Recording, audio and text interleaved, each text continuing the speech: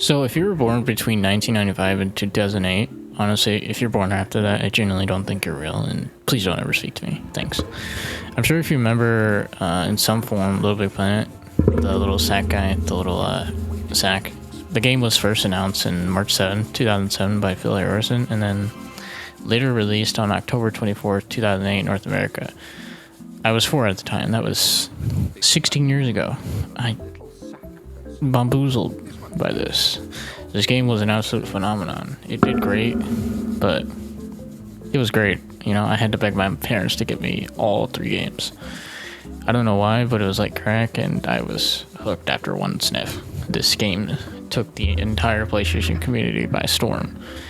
Little Big Planet is like a 2D, 2.5. I don't know exactly the terminology, but it's like it's a side-scrolling platform game. It was developed by Media Molecule and it was published for the PlayStation 3 exclusively. It wasn't on any other platform. The unique thing at the time that Little Big Planet had was this level editor, which allows players to create levels and publish them online. It's like the main focus of the game. It's kind of like Mario Maker, but good. It's kind of like Roblox, but in 2008, and you know, a side-scrolling game, which is not the greatest comparison considering Roblox came out in like 2006, 2 years before Little Big Planet existed. It allowed players to be creative. They could make a level or a map about whatever the hell they wanted. They had the freedom to create and to get some of the items for the level editor, you had to actually play the story and the tutorials to be able to use that in your own games.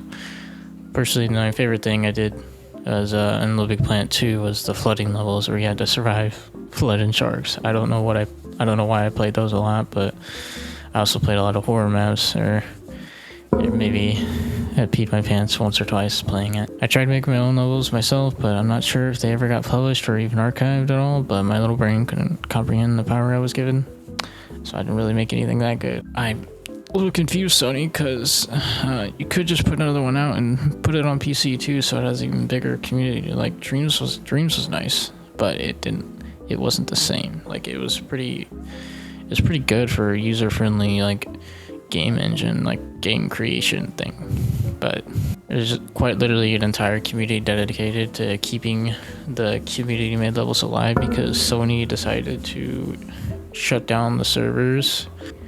They decided to shut down the servers in 2024 and completely delete all the community-made levels that everybody created. It kind of sucks. So personally, I love this game. It's great, and I think if you're interested after this video, you should definitely go. If you have a PS3, go grab the game or emulate it if you own it on your PC.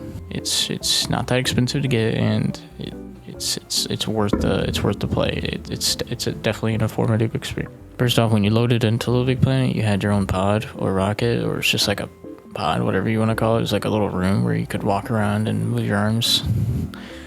You could also just spam stickers and on the walls and the floors in other directions if you wanted to. You could customize your room however you wanted to. You had a gigantic PS3 controller in the middle where if you interacted with it, Sackboy would use the controller himself. I thought this was cool, seeing the little sack move the controller how I was moving mine. Kind of thought it was revolutionary at the time. I was like 4 when the game came out. The game wasn't just a creative outlet, it also had a full-fledged story campaign mode, and now it wasn't the greatest story ever made. There's definitely better, but it was a nice, simple story. It's a puzzle platform. You had to complete a lot of puzzles each level, so it's more of a puzzle platform than a story game, but it still had a little lore and story throughout each level. The art style is absolutely amazing and unique. Sackboy's character design, he's quite literally just stitches and buttons for eyes, like might be peak game design, I don't know. Don't even get me started on the soundtrack. It is perfect. I need to meet the people who made these songs and give them a kiss on the lips. The soundtrack was quirky, it had pizzazz, it was goofy. It completely matched the weirdness of the games. Players could even use songs from the soundtrack in their own levels. Chill beats, horror music, upbeat music, a lot of choices. It was nice to be able to have that selection of songs to yourself. It's also a pretty good tool if you want to study. Just put on some Little Big Planet music in the background and you'll fly. This game's absolutely perfect with friends too. You can play solo and play throughout the levels and the community maps yourself, but it just doesn't compare to having a friend. I think anything is better when it's co-op. I have a lot of nostalgic memories of old friends in this game for some reason. I have a very vivid memory of me one night playing Little Big Planet 2 on my Disney Princess CRT TV and just having a blast. I wish I could experience this game for the first time again. I loved hopping in my own creative world or Boon and just having fun driving all the random cars people made in the game, testing out guns, costumes. I could be in a Sonic costume holding a Glock 19, shooting SpongeBob in the face. Little Big Planet is one of those series of games that does not require you to be an expert. You don't have to be super skilled at video games. It's pretty easy to get in. It's kind of like Mario. It's not a hard franchise to get into for people. The controls were easy to master if you pay attention, and you have more than one brain cell. It's easy to understand. Even your grandpa could probably Helen Keller probably. There's only 2 action buttons in the entire game. It's X to jump and R1 to grab hold of swings and move objects. It's so simple. All you do is jump from platform to platform. You move boxes, dodge fire, electricity, and then you can also collect orbs throughout the entire level and try to get a high score. It's a simple concept, but it's the way they deliver it is just phenomenal. The game had mini DLCs. Granted, they're all just cosmetics and nothing more. It had costumes from games like Street Fighter, Metal Gear, God of War, Spider-Man, Iron Man, Sonic, Astrobot. And the great thing about these costumes is that you can mix and match every single part of any costume you own, and you can make a completely custom outfit that only you had. You could customize the gloves, arms, head, legs, torso, a near endless amount of combination possibilities that players can make. And it's currently unknown if whether or not Sony will make a 4th installation of the game. Sony or Media Malco hasn't announced anything yet. Sony hasn't announced a new Little Big Planet since 2014, and that was Little Big Planet 3 on the PS3 and PS4, which honestly wasn't bad, but it wasn't my favorite. It didn't sell the worst. I think it actually sold the best. Little Big Sackboy was the one that sold the worst. Yeah, we got Sackboy Big Adventure, but you couldn't even create levels or maps on it, so it had none of the.